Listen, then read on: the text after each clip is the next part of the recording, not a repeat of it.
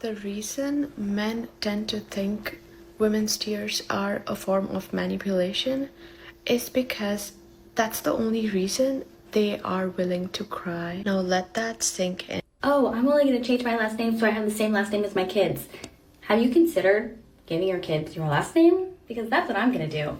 But if the kids are coming out of me, they're getting my last name. And if my husband or whoever wants the whole family to have the same last name, he can change his to mine. Because I will not be doing that. I will not be changing my... Bitch, you're going to be alone. That's what you're going to be doing. Some shit don't need to be changed. Traditions are traditions. You know what I'm saying? What type of man? What type of man finna take his girl last name? That shit don't even sound right. And I don't understand the power struggle or the power dynamic that you're trying to develop in your relationship. What do you mean you ain't taking your husband's last name? I can understand the like people that say, "Oh, I don't want to like eliminate my last name, so it'll be like my last name will now become my middle name, and then I'll still take my husband's last name." Like how Kim Kardashian did. She was Kim Kardashian West. You know what I'm saying? I can kind of get with that. I can kind of get a little jiggy with that. But for you to straight up say you're not even going to embody your husband's last name, you're not going to become one, a unit, a family. Hey, you tripping, ho? I ain't even gonna lie. You can have all the standards in the world, and I hope and pray you find a bitch ass nigga that's okay with abiding by these little rules. But what man don't want to pass on his legacy? You know what I'm saying? What man don't want his son, his daughter to have his last name? You know what I'm saying? That's just tradition. That's just how this shit been. Why are we trying to change everything? It's been like this forever, baby. my last name to anybody else's because I already have one. Why do I need a new one? If you're thinking, Tori, what if your husband doesn't want that? He wouldn't be my husband. Simply, I would not be with somebody who would not be okay with that or also think in the same way. That's why you're single. Hope that helps. Stop it. Yeah, that's why you're single. Yeah. No cap. That's why you're single. And emotional maturity. And it has more like men that... And then they wonder why marriage doesn't mean the same anymore.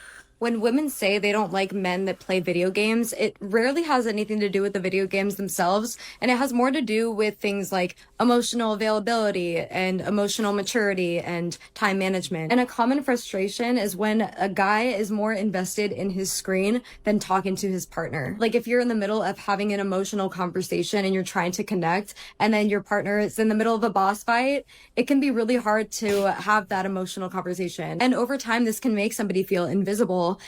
Why are you trying to have an emotional conversation during someone's leisure time? I think if you want to talk about some serious shit with your partner, how about you wait for the proper moment to do that shit?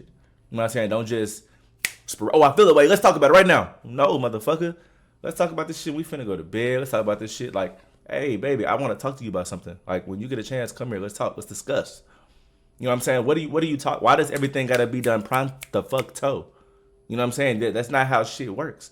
If you want to have a real conversation with your husband, him playing the fucking video game shouldn't prevent that conversation from being had. You understand what I'm saying, bitch? You know what I'm saying? It shouldn't prevent this conversation from being had. That don't even make sense, baby. Baby, that don't even make sense. And I think that that's what it really comes down to is like sometimes when guys care more about their video games, it makes women feel invisible in their relationship. Playing video games a lot can also be a sign of like emotional avoidance and avoiding conflict. So long story short, women don't hate men that game. In fact, I love gaming myself. I'm a woman that games. My fiance games. It has nothing to do with that. It has more to do with like balance and being there for each other and not letting it take control over your relationship. Women don't hate guys that game. They hate feeling like a lower priority and like their feelings don't matter as much as them and their game. Honestly, the life hack is just to be a couple that games together. That's the most fun. Get a co-op game, play split fiction, something. Sorry, not to be a hater, but the male loneliness epidemic, who fucking cares? Apparently a lot of people do, or else there wouldn't be so many individuals out there making videos telling everyone how much they don't care. Oh, yeah, what are you guys going to do now? Pew up a bunch of schools? You already do that. Yeah, very few. I ain't gonna lie, this woman, I react to a lot of these wall videos, and this woman terrifies me. Her face, how she talks, I really can't, you know what I'm saying, take it too serious. I'm gonna skip past her. She a little frightening to me. I ain't even gonna lie. She's a little frightening to me. Just I can't be the only one who feels this way about dating. I feel like more and more people are settling for being chosen. Now, let me elaborate on what I mean. I feel like the dating landscape, especially in London, is so bleak that people are willing to forgo the bare minimum just to be chosen. So that means that they will go with the partner that is not going to listen to them, that is maybe going to disrespect their boundaries, that maybe doesn't even want to talk to them during the day, just because it feels safer to be chosen than it does to remain single. And I just think it perpetuates this bad behavior in the dating space. Does anyone else feel this way? Let me know your thoughts. Women want the bears, and A man, an omniscient being in the sky that claims via anecdotal text to have created life and created the world as we know it, when in real life, every day, women are creating eyeballs from scratch, brain stems, human beings. We are creating human beings with our bodies, and men still would prefer to worship a god, a male god. One of the best first dates I have been on in recent years, but maybe ever this weekend. Okay, here's the story. We met on Hinge and we instantly clicked. I mean, it was just immediate banter, immediate conversation. We got deep, we got surface level. We were just really vibing, and we weren't messaging for that long. It was probably just a few hours. Eventually, he asks me to coffee. I say yes. He sets it up. He asks, what day are you free? What time? Da-da-da. And your girl's excited. Okay, I don't match with a lot of people very often, but this person totally just struck me. I found him very attractive. I liked his prompts. And again, our conversation flowed so quickly, so easily. So I show up to the coffee shop and he shows up right after me, and he walks in and I'm just taken aback. I'm taken aback by his beauty. He is just as gorgeous as his photos, if not even more in person. We meet, we hug, instantly we hit it off. It was like that perfect back and forth energy from the chat just translated perfectly into real life. I mean, we literally vibed basically the second we started talking. We get our coffees and we find one table that's available that's nestled right in the corner of the cafe, away from everyone else, like we're in our own little planet. And we talked and talked and talked. We spanned superficial subjects like favorite movies, music, to deep subjects like trauma and our last relationships. And he was the one actually asking me all of the deep questions, and typically it's me. The eye contact was unparalleled. You guys, he was like staring into my fucking soul, and there wasn't a phone in sight. Literally completely undistracted, talking the entire time. After 2 hours, I'm like, I gotta pee. So I get up, I go to the bathroom, I get out of the bathroom, I come back, and this motherfucker ordered another coffee.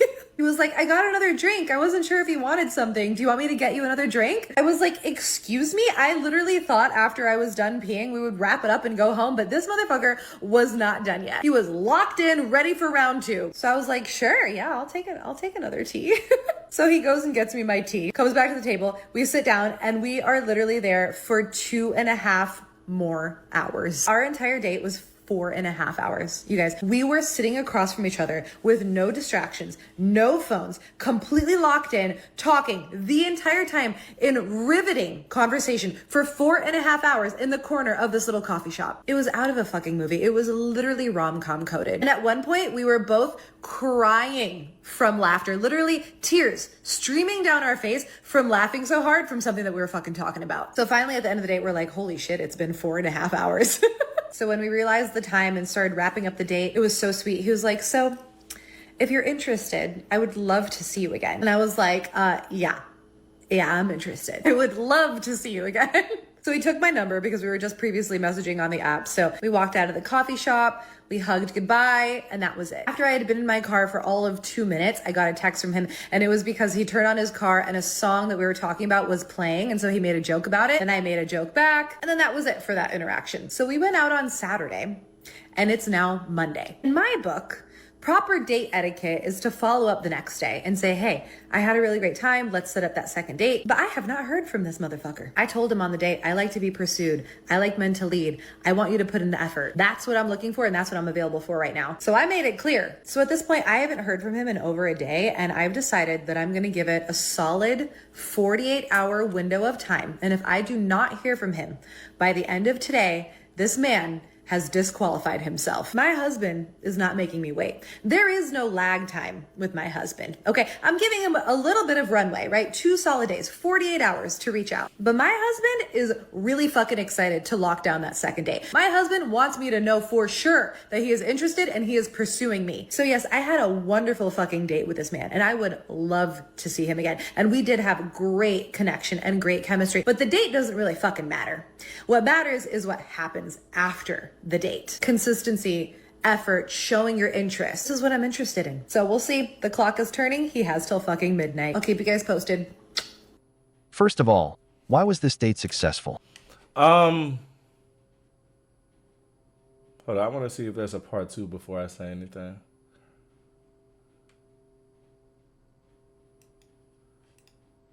This only works when you're out, you want a partner for the next episode. Okay, so it looks like he didn't fucking text back. Hey, I ain't gonna lie, he mentally fucked that hoe up though. Like everything that she said, bro, like honestly was like he aced the fucking date. You know what I'm saying? It was probably something about her. I mean, 9 times out of 10, he probably has a lot of options. So for her to be like, oh, the world revolves around me, you gotta text me back in 48 hours. It's kind of like, I don't really fuck with that. I mean, if you want to talk to him so bad, you reach out. When I go out with a girl and we have a good date, I kind of like to gauge her interest. So I'm not probably gonna say anything either. I'm gonna gauge this shit and I'm gonna see if she reaches out to me. Honestly, I don't like I don't like ever feeling like I'm chasing a motherfucker. So I like it to be some type of even exchange. Yeah, she tripping. If you honestly feel away and you honestly feel like this was a good date and this could be something fruitful and that could lead to some real shit, I don't see the harm in you reaching out. Maybe he's too busy. Maybe he has other options going on. Maybe that date honestly didn't correlate the same way it did for you as it did for him. There's so many different factors and reasons to why he probably didn't text back. But the most obvious and blatant reason, and probably the one that you probably don't want to accept, is maybe he just wasn't that into you. And that's okay. You know what I'm saying? Vibing isn't a thing that is hard to come by. I think if you're a good person, you're a people person, you could talk. I think you could vibe with a lot of motherfuckers. You know what I'm saying? Maybe you can't, but he probably could. It sounds like he was a stand-up guy. It sounds like he's a catch. You know what I'm saying? And honestly, if you want to be with this man, you probably need to do a little pursuing. Maybe you need to pursue him a little bit, baby. You know what I'm saying? I mean, honestly, if it was rom-com, love, how you talking about it, bro, I would reach out. You know what I'm saying? Baby, put that pride to the side and go get your husband. Let me know what y'all think about this shit. I'm in the comments, though. It was a lot of dumb shit being said in this video. So I kind of skipped past a lot of it. I have a very low tolerance for ignorance. Old girl was talking about worshiping a bitch. Crazy. Talking about we give birth to people. That's not a skill. That's something that, that's biology. You know what I'm saying? You know, you have certain exceptions and certain health issues that prevent certain women from not having babies, but in general, all women can give birth. So I don't think that should rank you higher than men because you can give birth. That's something that you didn't have to qualify for. That's something that you didn't have to work for. That's just fucking biology. And you know what? For that baby to grow and develop inside your motherfucking womb, a man has to bust loads inside of you. This is not something that you can do without men.